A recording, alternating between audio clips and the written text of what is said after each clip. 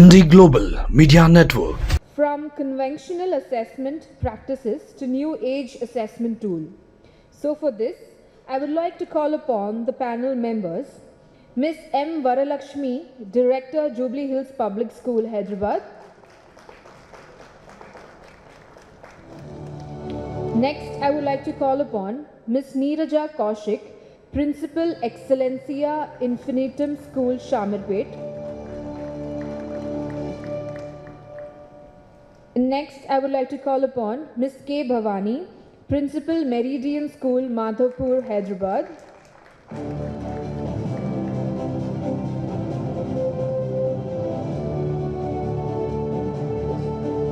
And then I would like to call upon Ms. Koya Sudharani, Principal My Edu Guru and Fountainhead Global School.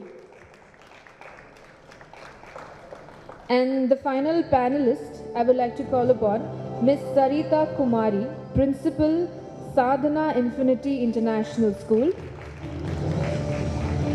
And I would like to call upon the moderator of this panel discussion, Ms. Pratima Sinha, CEO, DSR Educational Society.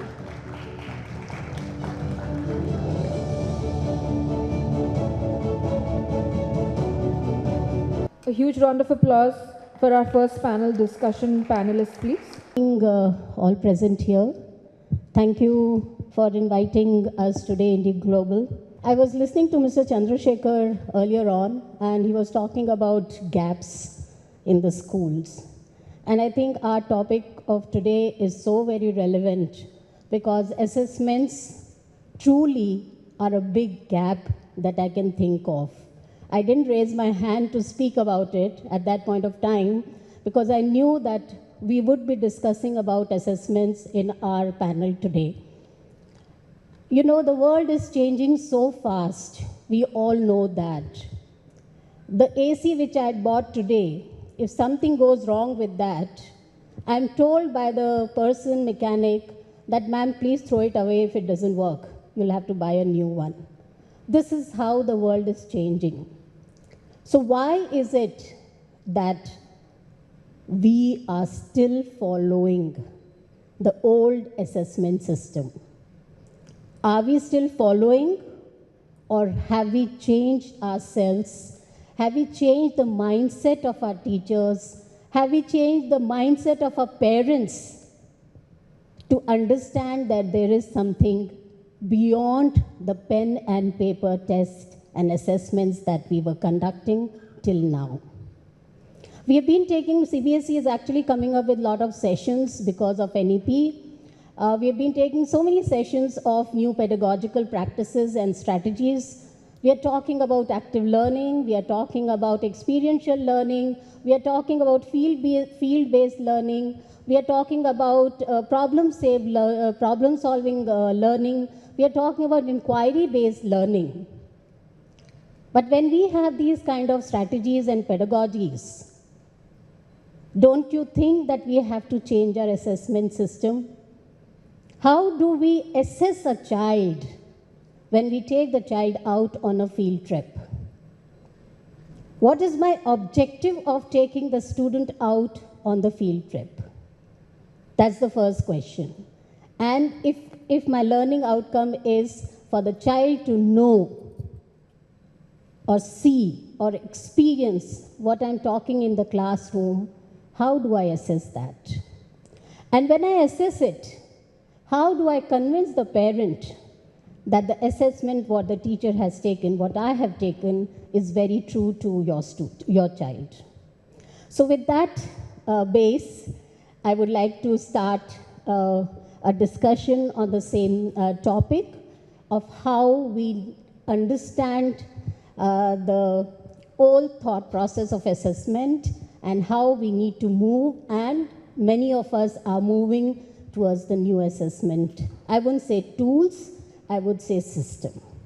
So with that, can I start with you? So Sudha is actually, she's from Fountainhead School, Global School, and she's a morning entry.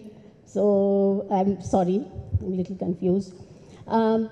What do you understand of what NEP is expecting in terms of assessment changes? Right. Thanks a lot for this wonderful question. And it was a nice way of putting up the foundation through your talk. Firstly, if I have to talk about NEP 2020, I would say it is never-ending processes that we have to go with. And the child should actually embrace it, saying that this is something exciting for me when I go to the class. So when we talk about NEP, it is talking about visual thinking, it is talking about creative thinking, critical thinking enhancement, visual thinking. There are a lot of things. But finally, the goal beyond that particular thing or the policy change is, are we assessing the skill set of the child? I just wanted to take an example. Way back in 2019, when we thought that we have to include skill set into our school system, we thought we have to actually enhance students with how to identify a problem and find a solution for that. So taking that session forward, our students came up saying that we wanted to revive a lake. So reviving a lake was not a joke, and now for me the task was to find a lake which is near to the school. So finally we found out a lake which was close to 16 acres. And it was not in the form of lake, it was completely filled with debris, lot of nonsense was there, it was toxicated, I have to say. So I was scared, and my founder along with me was scared to take the students there. But our motto, our objective, as ma'am was rightly mentioned, was to teach them problem solving skills. So we took the opportunity to take it forward, and then we took permissions, and the students themselves draft letters to the GHMC and find out. Finally, the involvement of the students to understand what is problem solving and finding a solution was something we tried to teach them. How did you assess that? The assessment is, firstly, when it is not a simple thing that we have to assess, firstly identifying the problem. So one student says that now we can't go to that area because it's completely polluted. So that idea where they understood that is the problem, so that was assessed. So the student identifying the problem. So the students came up with this problem saying that this is the problem, there is no pathway, there was one more problem. So when they were coming up with that idea, we made a note of that. Then now we asked the students only, how do you think we can find a solution for this? So they came up saying that why can't we rejuvenate it? How do we rejuvenate it? So the process of rejuvenating it by JCBs or by manpower or they themselves doing also was a process. So this way we encourage children, and that we had a scrutiny of not only presenting themselves in forums or presenting themselves in GHNC, but how are they actually involved into that. Their involvement also was assessed. And this way we were able to rejuvenate it completely. The students were able to do it. And yeah, it is completely fine now with nothing having pollution. It is completely fine, and there are 2 lakhs people who walk around now and are happy about it. Yes. Yeah. So that is a wonderful example. Thank you so much. It is a problem-solving methodology that you had adopted. But see, this is where I'm pointing out again. How do I assess the student? The involvement of the student, the learning of the student. Where your child was so involved, he was cooperative, he was collaborative, he was a problem solver, he was a critical thinker. So we need to have, according to me, a proper rubrics before I start taking any kind of strategies or adopt any kind of strategies. Sarita, you know, assessments, we all know, we give the exam paper, we give the test paper, and we say you have to finish this in half an hour, 1 hour, 45 minutes, right? That is what our thinking process is. That is what we have been doing from years together as teachers, and also been seeing that today. Now, when we want to adapt new ways of assessing students, what is the first thing that you need to do to start the process wonderfully? Educators. Okay. Yeah. So first thing first, we have to basically start with orienting and, you know, giving initial training to all our educators, maybe in forms of webinars, online session, hands-on activity session, any sort of session which will give them little idea about, you know, what are these 21st century assessment tools that we are talking about, and how to bring them to your classroom. Okay, so first, after the initial training, maybe we should not stop in there, and we should also check in where we can give them online support throughout the year in terms of, getting few guided tutorials or journals or anything that should be important for them to be able to execute and to know more about these assessment tools. And for these two, I think administrative support is the integral part. Unless you have the heads and the school administration having a full understanding and believe in this new age assessment tools, you can't really take that off. So they need to be spending quality time in training the teachers, giving them time to plan and to execute that into the classroom. So I mean to say that, these three stakeholders basically at the initial part, that is your management and the teacher and the people who believes in taking that up. After that, yes, these assessment tools are not, standalones. They have to be integrated with the curriculum that has, certain learning objectives to be achieved. So you have to have this curriculum training workshop basically where we have to inform, train and orient our teachers how to incorporate these new age assessment tools into their lesson plan. So you oriented them, you briefed them, you are guiding them throughout the year. You have also trained them how to implement them and get them to your lesson plan. After which I feel also we can have these tailor-made training session to cater to the subject-specific needs, because not all the assessment tool applies perfectly to all the subjects. So that also will benefit, every part of, I would say, the school hierarchy, right from the heads to the subject-specific teachers, and yes, obviously the beneficiaries are our kids. On a lighter note, two things. What else we can do with this is we can have these few experienced teachers to mentor the new ones in this field, scaffold them, train them. Maybe you can give a few set of teachers to be mentored by these experienced teachers so that they feel secured and they get this kind of support throughout the year. So that is, mentoring and coaching will help. And if school can initiate some kind of incentives also in terms of giving them educational credits or something like that, to those who are successfully be able to collaborate these assessment tools to their classroom teaching. Right. I think with that I will sum up with this. Thank you so much, Adam. Yeah. So when I talk about gamification that NEP looks forward, for example, if at all we are going with the concept of A to Z of metals and non-metals. So the child is doing it very well when it is an activity. The same question, when the question is given that write 5 examples of non-metals and metals. Suppose say there is a child A, in the activity the child has done wonderful and he has done everything. But when it comes to the paper, the child was not able to write.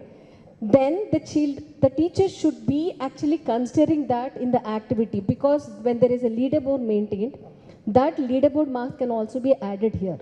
If that type of assessment is included, that will help the child to evolve and be encouraged. Right. This is thought I... So educators have to be really trained. This is what Sarita says. Other side of the coin could be when she says that some experienced teachers can handhold. I would say those experienced teachers only will have to change their mindset more. Because, those experienced teachers who are coming, from years of teaching in the classroom, for them to change their mindset is much more difficult. That's other side of the coin, Sarita. Correct. According to me, to work on them would be more difficult than when we bring in the new set of teachers and guiding them. So with that note, thank you so much. Can I come to Neeraja? Neeraja, how do you think that we are talking about the new set of assessments that need to happen? First of all, for every, please give examples also what assessment and all that, because there are so many assessments that can happen which I can think of A 1-minute assessment also can happen, and half an hour assessment can happen. A 40-minute assessment can happen. Assessment can happen in the corridor. Assessment can happen in the field, on the grounds, anywhere. According to me, I mean, there is no there's no point of this thing that only the classroom is where assessment can be taken, right? So why do you feel, or do you feel that the new assessment strategies that we are bringing in our schools are going to be very effective and efficient for the students to do better? Yes, ma'am. Thank you so much. With all due respect for the conventional assessments, I do feel that the new age assessments bring in a lot of advantages. Firstly, because I think they reduce the stress levels of the students, because they are much more student friendly as compared to the traditional or conventional methods. They bring in the much required research skills, because they are more student centric. They help the children assimilate the knowledge better and internalize the knowledge better. We hear a lot about stories where students are buckling under the pressure of examination. So I think the new age assessments, be it PBE, the project based learnings, or the case based studies, or peer assessment, or self assessment, they give the onus to the child. So the child takes the accountability and responsibility to assess himself, and that reduces a lot of burden and stress on him. So I do agree that yes, the new age assessments are beneficial, but there is a disclaimer here. There is a word of caution here, because like ma'am has already mentioned, teachers have to be trained first. There is a lot of unlearning and relearning to be done, because our mindsets are still set in the past. So we need to learn a lot of new things before we implement them in the classes. And one last point, ma'am, even NCF, the National Curriculum Framework, talks about assessments of learning, I think, which we are doing mostly in our classrooms. We assess the child, of his learning, but we forget to assess them for their learning and as a learning. When we treat assessments as learning and for learning, it helps the teacher to do some course correction, in the process of teaching, and then make the changes in the strategies which will help the child learn better. So at the end of the day, an assessment for learning and assessment as learning helps in assessment of learning, which is a summative assessment, and I think there is no escape from it, because there are certain structures in our education system which we cannot go beyond. For example, for board grades like 10th and 12th, we do have to stick to those assessments. But if you do this as a part of formatives, it will finally help us in our summative assessments. That's what is my take on this. Wonderful. I think she's to the point. She has given a wonderful explanation as to how it can help, how the new assessment system can help the students. But of course, a word of caution that we have to be very well trained to take these assessments. Vara, can I come to you now? These assessments, can they motivate the students to do better? Yes. I want examples. Education is not preparation for life. Education is life itself. So every day, whatever the child is experiencing itself is a real life experience. The problems they encounter, and they try to get the solutions for the real life problems. For example, in my school, I can say that there was a student in class 8.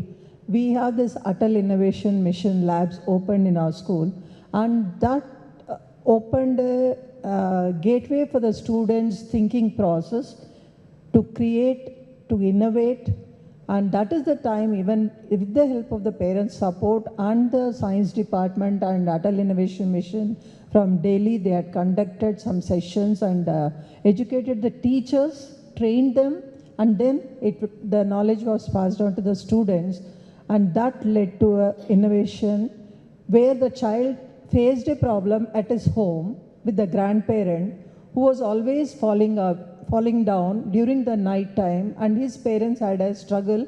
Both were working parents, and every day they had to monitor in the night, and that affected their work-life balance.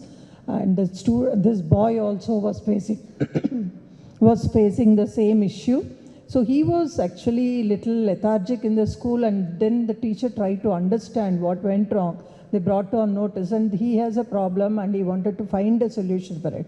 So his parent and the school together put in efforts, and then he is now the owner, or going to get a patent for that. His grandparent is an Alzheimer's disease patient, and he has invented a smart watch, which is again recognized by Telangana government, that gives an alarm to the parent's mobile whenever the grandparent gets up in the middle of the night. When he is lying down, it does not give an alarm. As soon as it is a 90 degrees, So immediately the Can I SMS stop you, alert. Vara? I want to understand what was the, what assessment motivated this child? Problem itself, Okay. the problem which is facing itself motivated the child to find a solution. Okay. These are the things which we need to encourage the children. So that is very, and that has given inspiration to many more students to work upon such solutions. Later on, so many more innovations happened, and then we said this is a very nice thing which has happened, and we have given rubrics for this type of assessment. At the classroom level, a few marks were allotted, and every child could innovate something, and that was projected again in the science exhibition, and marks were allotted, and this is how we assess the students also. Wonderful. I think that was a wonderful example. Thank you, Vara. Thank you, ma'am.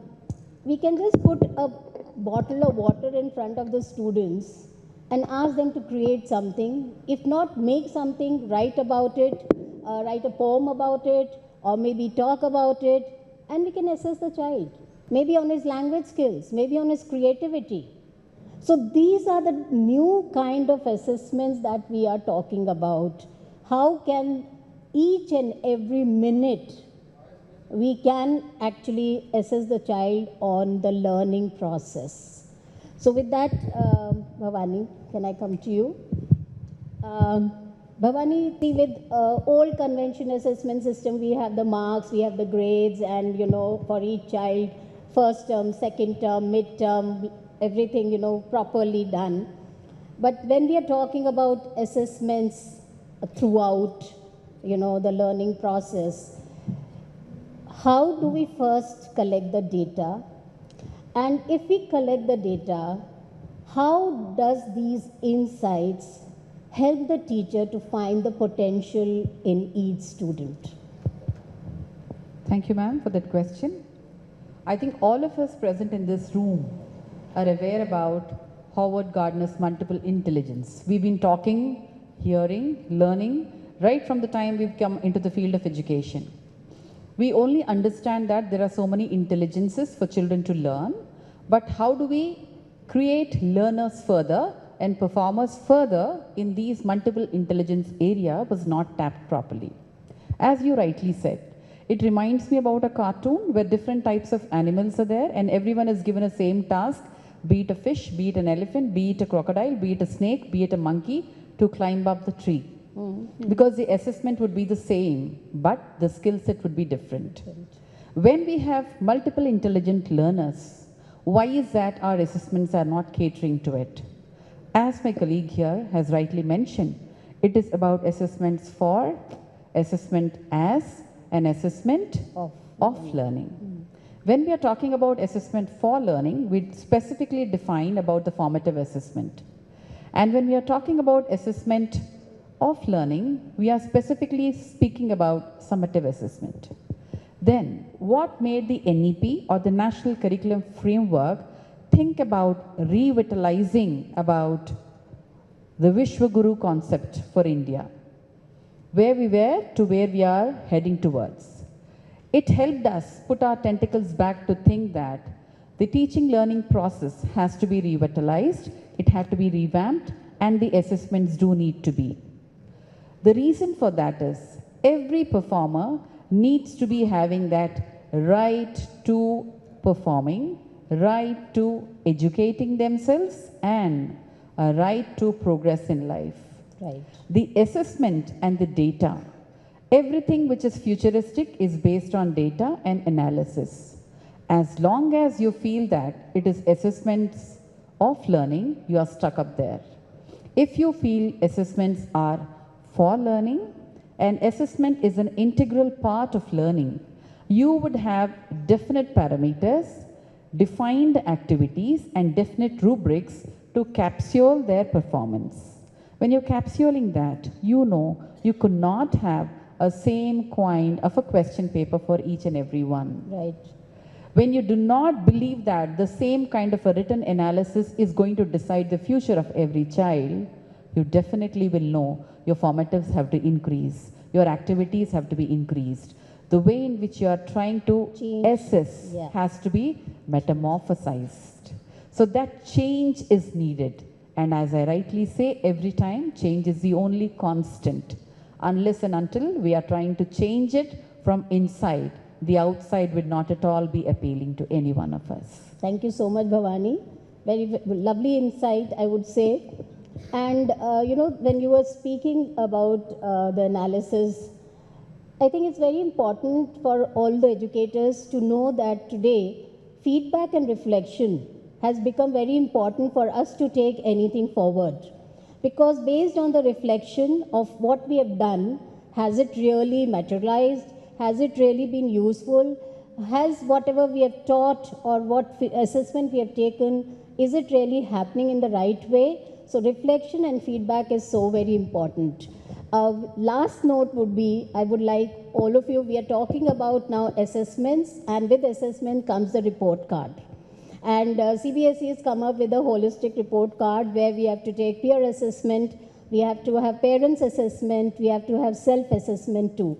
I would like all the panelists here to give your one-liner insight into it and also share with the audience today one assessment system that has really worked in your school, because we are here for sharing best practices too. So shall I start with you? Yeah. Yes, ma'am. The holistic report card is a big win because we are not talking about a multi-dimensional approach here. We are talking about the entire ecosystem. What we used to call as stakeholders, now we call it as an ecosystem, where each and every member who is a part of that biome has got a little more and little bit to contribute. So probably I'm not being assessed only for one person, so I'm responsible for every person who forms the biome here. So my peer finds my understanding to be knowledgeable enough. My teacher may fall short of understanding it, but my subject teacher understands the effort I have put. Another person and my parents have understood the efforts too. And then I do know the depth of the dive I have taken in order to come out as a challenge myself. So when I'm assessing my own self, I'm accountable for my own learning, teaching process. When the others are being given the battle to assess me, I am also equally responsible to convince the other person. Can I stop you here?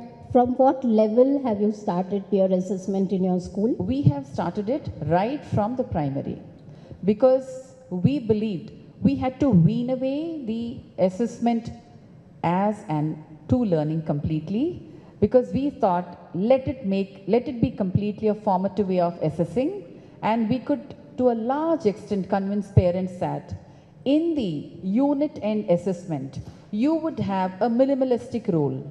It is only going to be between the teacher and the child. It would be uninformed. It could be any day within a span of a time, and it could happen within the classroom or outside, and the parents were okay to it because they would at the end of the day see what the child has learned, as you rightly said, in the form of a reflection through a student-led conference.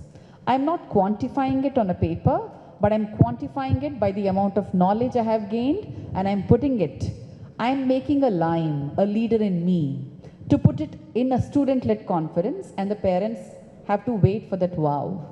Because I would direct them in only one particular way, but I don't know how many have influenced the child to learn and become better. That was wonderful, Bhavani. Yes, ma'am. We strongly believe that the more reflective we are, the more effective we are. Okay, so we teach our students to be reflective after each and every lesson that they have learned. So write a few lines of what you have learned, reflect upon it, and just, it could be in the form of a mind map, it could be in the form of a concept map, it could be in the form of a diagram. So we encourage the students to express themselves or their learning somehow and then present it to the class. So this really helps them to first of all reflect and then come out with their learnings in a very proper and in a clear manner. So this has really worked well for us, and it gives a picture to the teachers also as to where the child stands. It's not always the teacher standing here and judging the students. So it, for once the onus is on the students, and then he himself takes a few minutes to reflect upon it. So these strategies definitely have helped us, ma'am. And like ma'am has said, yes, Harvard Gardner's multiple intelligence talks about bodily, kinesthetic, spatial, visual, and interpersonal and intrapersonal. So when there are so many intelligences, why not have so many ways of assessing the children? So I think the buck stops there. We always feel that we should do differentiation in teaching, but we don't so much think about differentiation in assessments. So yes, there is a long way to go for us also. I am not going to be very boastful about we are doing this or we are doing that, but yes, we are definitely open to it, and our team of teachers are coming up with new ideas, and yes, we can see a change coming up in the next few years, ma'am. Thank you so much, Nirja. I think portfolio is also one of the assessment tools that has been introduced. According to me, is very different from what CBSE has mentioned. Of course, we don't have to, I won't expound on that more. One thing that you said about multiple intelligence and how we need to actually have assessment for all different type of students. When we have these assessments, actually inclusivity also is, I would say facilitated, because we have a lot of students in our school who are under the inclusive education. So keep that in mind, everybody, that we need to assess these students also, and how do we assess them? Vara. Yeah, thank you, ma'am, for that. We focused on peer learning, actually. Project-based, rubrics given, properly, what is the expectation, like learning outcome, we have given them, and then we gave the topics to the students, and it was a group collective effort where they included the special children also, and everybody had to present. It is not a group will present. In the group, every child had to present something or other, and that was assessed, and that was a good learning, and a team spirit was built among the children. That was very good initiative, actually. And slowly we started with small topics inside the classroom. Then we took it forward across the classes, and also then we focused on the MUNs and G20 summit we conducted within our school for different groups where we have 4 house groups. So among the groups, so that one side we built the competitive spirit, at the same time we have given chance for every student to display their talent. So a lot of collaboration happened. Teamwork and collaboration. Peer learning. Yes, ups and downs were there, but then we settled down. Initially it was a Herculean task for the teachers also. They didn't want this type of assessment. They just said they will finish off in the classroom. Yeah, Jubilee Hills Public School, I can understand. The teachers are there from last, I don't know how many years. Yeah, they are there, but they are willing to change, and that has given a lot of motivation for the students, and parents recognize the efforts. At the end, in the beginning, they said, what is this? No learning, nothing, no exam, and all those things they were asked. As somebody said, end of the day, they look for the marks. When we said grades also, in the grade, they again asked what is the percentage to compare with another child. We said no percentage, only grade. So that's how we moved from the previous system to the new system. I also would like to add, actually, CBSE is one of the initiatives, the Continuous Comprehensive Evaluation, CCE, which is not there now. But I felt when it was introduced in 2009, it was a very difficult thing, but we all read, understood, and implemented. It was a very good effort from the CBSE. That started, actually. That was the inspiration for all of us. Thank you. Thank you, Vara. Firstly, we have included peer learning or peer assessment right from primary. So now, initially, what was the problem that we faced? Because I wanted to talk about the problem here. See, now there is a student A who assessed her own friend saying that I'll give you 4 out of 5. Now, this child had that amygdala hijack saying that, oh, she gave me only 4. I did perform very well. I did well. So it was more of judgmental rather than reflection. So if a teacher includes reflection along with the feedback or the peer assessment, I think that will help. Okay, why is that you're giving that 4 or why is that you're giving that 3 is very important. If the child understands it and then the assessment is completely good and it is not judgmental. Now, when it comes to parent, I know many of the educators do experience that when we ask them feedback, it is good, very good, nice, okay. But when we ask them to be part of this assessment, it is very difficult. So what did we include in our school is, we ask the parents to assess the child on the chores the child does. So once the child is back from the school, where does he keep his school bag? Where does he keep his lunch bag? How does he set his bed or her bed? How does he keep his plate after eating, or how does he serve? Or if there are any elders, does he share? If those points, like this is some part that we tried inculcating and educating the parent and giving points for the child, and the child brings back it every 15 days saying this is my point, grade chart from my father or mother is what we try to inculcate. So actually you are changing the parents and mindset to become more observational. Yeah, that's we have been so trying. that they start observing each Correct. and everything that is happening in school and talking. Right. Are the students ready to share with their parents? Senior students, I don't think they love to share anything what is happening in school with the parents. So if their parents are good in observation and they can understand what is happening, then it's fine. Yeah, here also there is a problem. 70% parents respond, 30% we don't have time. Okay, yeah. This is what. Right. So this is how we try to inculcate and we take the assessment. Thank you so much. Thank you. Sarita? Yeah, I'm the last one, but yeah, we do couple of activities which are already mentioned by the other speakers. I first loved your idea. I think that's one of the very interesting idea to make the parents involved in disciplining the child basically at home, because that's what every teacher, I would say, faces. It's a big challenge for all the teachers to have that discipline. And yes, as one of the gentlemen just told, that parents have this thing in their mind that they're spending so much of money, so they want the child to be something who has to be groomed only and only by the school, because they spend a substantial amount of time in the school. So that comes back to the heads of the educator and the system. But yes, we really can't do much about that, because every subject teacher has only 40 minutes to spend in the classroom. We have a lot of things which obviously involves grooming and disciplining the child. That is part of the teaching, but we can't be wholly responsible for shaping the child. Okay. Yes, we are a major contributor in terms of building their character, but not the complete one. So this strategy I really loved. I'm going to incorporate that in my school. You can have a checklist and ask the parents to, have this. So they're also involved in the process of ensuring that, yes, they are following certain rules and regulations at home, and these are, the values or certain rules that they have to follow. Yes, apart from that, yes, ma'am, I'll wind it up.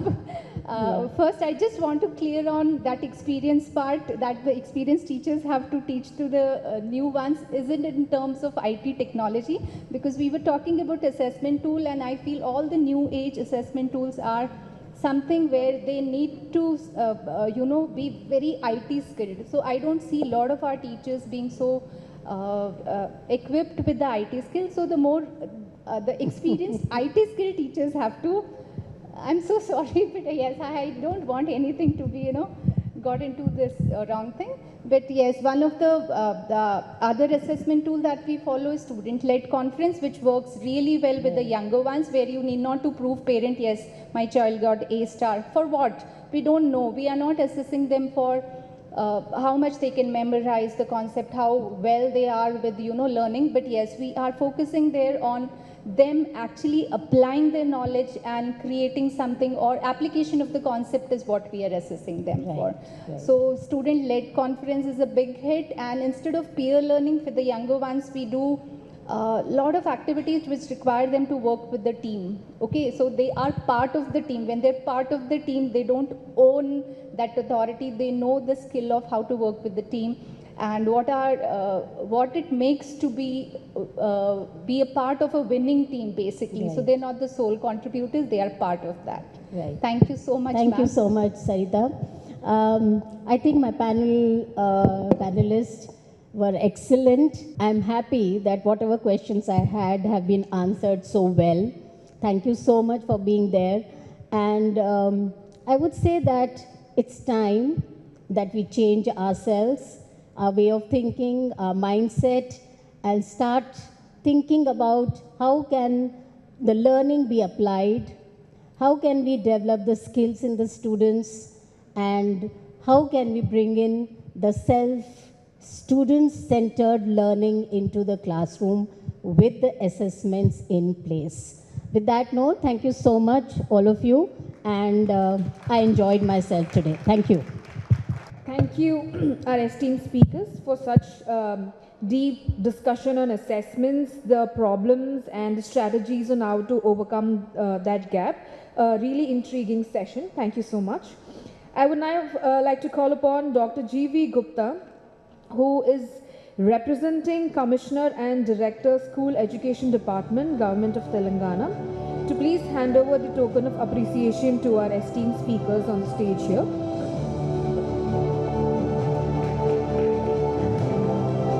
May I M. Varalakshmi, Director, Jubilee Hills Public School, Hyderabad.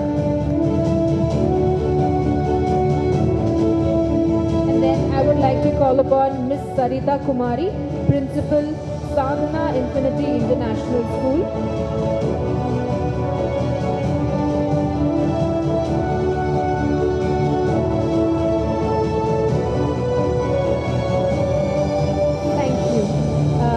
Call upon Ms. Koya Sudharani, Principal, My EduGuru and Fountainhead Global School.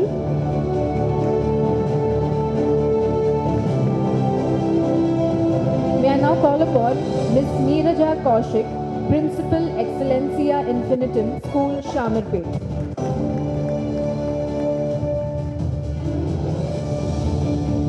May I call upon Ms. K. Bhavani, Principal, Meridian School, Madhapur, Hyderabad.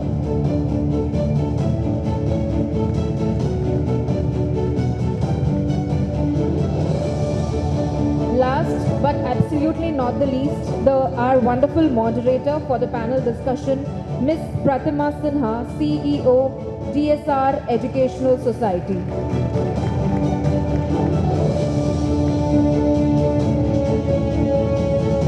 May I request all the speakers to come forward for a group photo. IndiGlobal Media Network, taking innovation, collaboration and growth to the forefront.